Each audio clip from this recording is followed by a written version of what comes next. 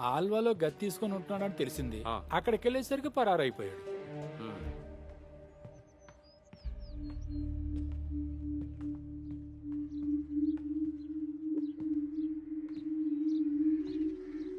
అది చనిపోయిన మార్టినిలే కదా? అవును సార్. ఇంత దగ్గరగా ఉన్నప్పుడు అతనికి బాగా తెలిసినవాడే అయి ఉంటాడు కదా చంద్రమౌళి? ఎందుకు తెలియదు సార్, నేనే కదా పరిచయం చేశాను. వాళ్లకు పిల్లలెవరూ లేరు, సంతానం కోసం పరిహార పూజలు చేస్తానన్నప్పుడు నేనే మార్టిన్ సార్కి చెప్పాను. ఆ తర్వాత వాళ్ళింట్లో అందుకోసం పూజలు పునస్కారాలు చేస్తూ ఉండేవారు. వాళ్ళ దగ్గర కూడా చాలా డబ్బు లాగేశాడు సార్. వాడు మోసగాడని తెలుసుకునే లోపు ఆ మురళివాణ్ణి చంపేశాడు కదా. శవాల్ని పుడుస్తున్నప్పుడు వాడు అక్కడే ఉన్నాడు సార్.